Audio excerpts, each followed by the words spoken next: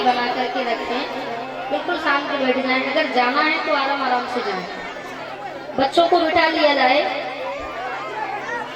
शोर बहुत करते हैं, बहुत हल्ला करते हैं। तो महाराज इस प्रकार से भगवान की भेंट कुब्जा से होती है। तो भगवान कहते हैं, अरे सुंदरी, कुब्जा को बुरा लगता है कि मैं 3 जगह से टेढ़ी हूँ, कुरूप हूँ, मुझे सुंदरी कहते हो, तुम्हें शर्म नहीं आती? भगवान कहते हैं, तुम्हें पता नहीं है कि तुम कितनी सुंदर हो। कुब्जा कहती है, तुम्हें तो सुंदर कहाँ से नजर आती हूँ। इस प्रकार से महाराज भगवान ने कहा, देखो कुब्जा, तुम हमारे सभी ग्वाल वालों को चंदन लगा दो। कुब्जा ने कहा, प्रभु पहले मैं आपके मस्तक पर चंदन लगा दूं, उसके बाद में सभी आपके ग्वाल वालों को चंदन लगा दूंगी। कुब्जा ने महाराज अपने पात्र से चंदन लिया और भगवान के मस्तक पर लगाया, बलदाऊ दादा के मस्तक पर लगाया। इसके तत्पश्चात सभी ग्वाल वालों को चंदन लगाया। भगवान ने कुब्जा के एक अंगूठे पर अपना अंगूठा रखा, एक कमर पर एक अपना हाथ रखा, एक हाथ कुब्जा की थोड़ी से लगाया और धीरे से एक झटका मारा। तो कुब्जा जो 3 जगह से टेढ़ी थी, वो आज एक सुंदर एक नवयुवती बन गई। बोलिए बाल कृष्ण भगवान की जय हो।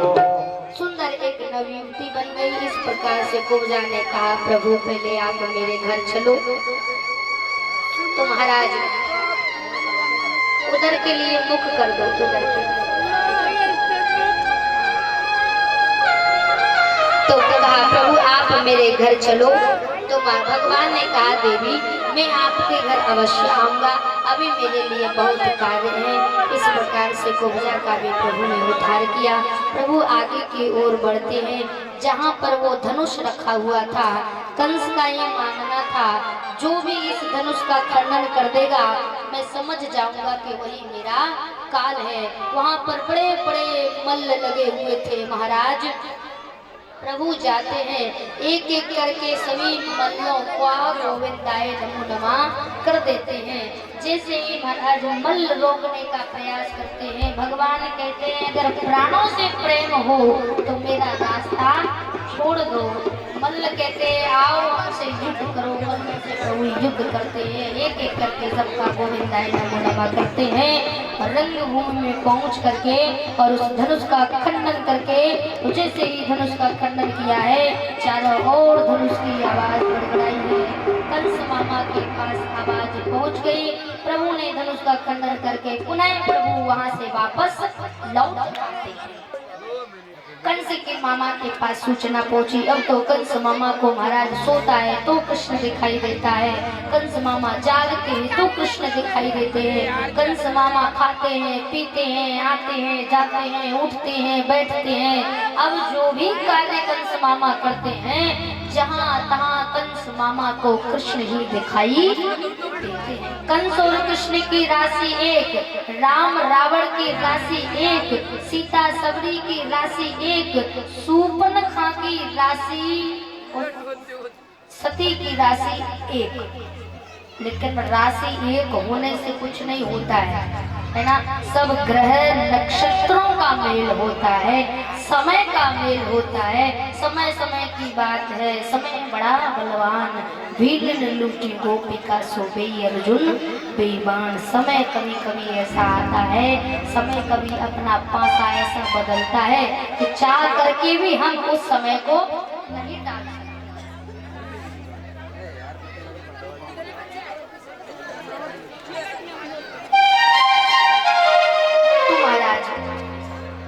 इस प्रकार से कंस को पता चला, कंस को सूचना दी गई कि अब तो तुम्हारे काल ने महाराज मथुरा में प्रवेश कर लिया।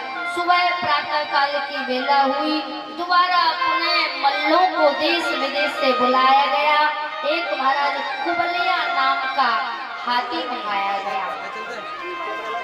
एक कुबलिया नाम का हाथी आया महाराज, जो कि भगवान को मारने के लिए बुलाया गया था कि कृष्ण को इस कुबलिया नाम के हाथी के पैर के नीचे दबा करके और मार देंगे। कुबलिया नाम का हाथी आया, वहां पर बीच दरवाजे पर ही कुबलिया नाम का हाथी खड़ा हुआ था। चाणूर है, मुष्टिक है, बड़े बड़े महाराज मल्ल वहां पर है।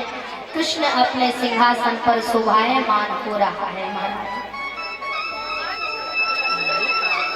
भगवान आते हैं, ग्वालवाल आते हैं, बलराम जी आते हैं। कृष्ण को देख करके ही कंस ने तुरंत मल्ल प्रतियोगिता होने का आदेश दे दिया।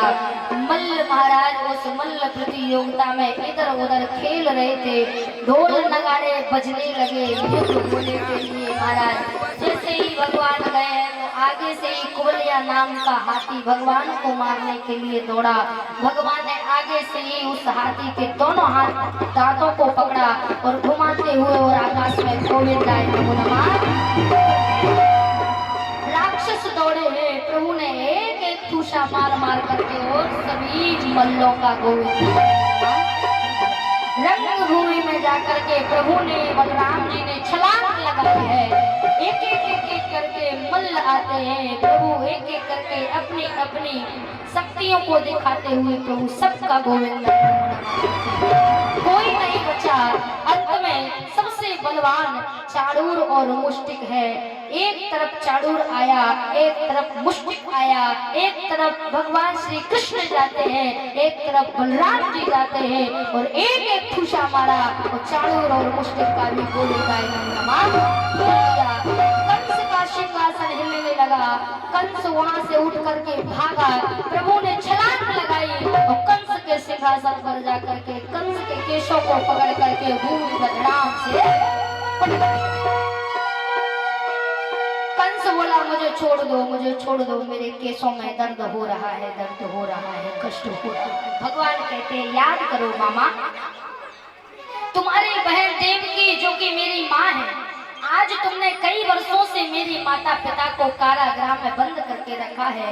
जिस समय तुमने अपनी बहन देवकी का विवाह किया था, जब आकाशवाणी हुई थी, आकाशवाणी ने कहा था कि जिस बहन की तू विदाई कर रहा है उसी बहन के गर्भ से तेरा काल जन्म लेगा। इस आकाशवाणी को सुन करके तुमने अपनी बहन देवकी मेरी माँ के केशों को पकड़ा था और तुमने मारने के लिए तलवार को उठाया। तब मेरे पिता वसुदेव जी ने देवकी जी की रक्षा करी थी। वो तो स्त्री थी, वो तो नारी थी। नारी के जो बाल होते हैं बड़े कोमल होते हैं, तब तुम्हें दया नहीं आई? तब उस स्त्री को, उस माँ को, उस पत्नी को, उस बहन को कष्ट नहीं हुआ? आज तुम कहते हो कि मुझे कष्ट हो रहा है। तुम स्त्री पर हाथ उठाते हो, राजा होकर तुम्हें शर्म नहीं आती? तुम राजा थे, राजा को ये शोभा नहीं देता? आज तुम कह रहे हो कष्ट हो रहा है। कारागृह में बंद किए गए मेरे माता पिता को तुमने कितना कष्ट पहुंचाया जानते हो? मुझे पहचानते हो? मैं ही अपनी माँ का आठवां गर्भ हूँ, मैं ही तुम्हारा काल हूँ। बलराम जिसे तुम सोचते हो कि देवकी का 7वां गर्भ गिर गया, वो गिरा नहीं है। 7वें अवतार में शेषनाग अवतारी मेरे ज्येष्ठ भ्राता बलराम तुम्हारे सामने खड़े हैं। एक एक करके तुमने मेरी माँ के, मेरे 6 भाइयों को मार दिया। दिन पे दिन तुम मेरी माँ को ताड़ना देते रहे, कष्ट देते रहे, इसका बदला मैं नहीं लूंगा।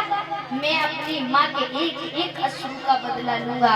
भगवान को क्रोध आ गया। भगवान ने एक ठूसा बनाया और कंस के वक्ष स्थल पर से धड़ाम से मारा और कंस का भी गोविंदाय नमः। बोलिए बाल कृष्ण भगवान की जय हो। आवाज नहीं आई बिल्कुल भी। लगता है वास्तविकता में कंस तुम्हारे मामा थे। बुरा लग रहा है क्या? जोर से बोलो ना, बोलिए हमारे कृष्ण भगवान की। और जोर से बोलो, आज तो भंडारा मिलेगा। हरा चक ताकत लगाओ, बोलिए द्वारिकाधीश। चलो अभी और मौका है, ठीक? इस प्रकार से महाराज कंस का गोविंदाय नमो नमः किया। भगवान कारागृह में जाते हैं, देवकी वसुदेव जी को कारागृह से निकाल करके लाते हैं। मैया ने अपने लाला को हृदय से लगा लिया। इसके तत्पश्चात कन्हैया सांदीपनि मुनि के आश्रम जाते हैं विद्या अध्ययन करने के लिए। विद्या अध्ययन करके आते हैं। एक दिन कन्हैया को बैठे बैठे ब्रज की याद सताने लगी। ब्रज की याद सताई तो महाराज बृहस्पति जी के शिष्य हैं उद्धव, बहुत अच्छे शिष्य हैं, बहुत ज्ञानी ध्यानी है ये। उद्धव जी के बराबर ज्ञानी नहीं है कोई, लेकिन उद्धव जी को अभिमान भी है कि ज्ञान के आगे कुछ भी नहीं है, लेकिन ज्ञान से बड़ा है प्रेम, जो कि यहाँ पर प्रेम का भी प्रमाण दिया गया और ज्ञान का भी प्रमाण दिया गया। उद्धव जी सोचते हैं कि मेरे बराबर कोई ज्ञानी नहीं है, तो ज्ञान से ही भगवान को वश में किया जा सकता है, जबकि भगवान को ज्ञान से वश में नहीं किया जा सकता। भगवान तो भाव के भूखे हैं, प्रेम के भूखे हैं। भगवान को जो प्रेम से बुलाता है, भाव से बुलाता है, भगवान उसके पास दौड़े चले आते हैं, खिंचे चले आते हैं। आज उद्धव जी को बुलाया भगवान ने। उद्धव जी से कहा, उद्धव मुझे आज ब्रज की बहुत याद सता रही है। मैं ब्रज में जागना चाहता हूँ पर मैं जा नहीं पा रहा हूँ।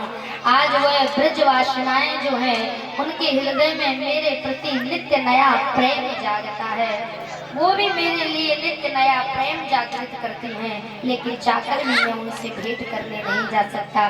तुम जाओ, उन्हें जाकर के मेरा संदेश देकर आओ और मेरा संदेश लेकर आओ वहाँ से कि वहाँ की क्या चर्चा है, क्या हालचाल है, ये देख करके आओ, ये देख करके बताओ। महाराज इस प्रकार से उद्धव जी कहते हैं, कृष्ण वे गमार गोपियों के लिए तुम इतनी चर्चा कर रहे हो, वो गमार गोपियों के लिए तुम प्रेम की बात कर रहे हो। भगवान समझ गए कि उद्धव को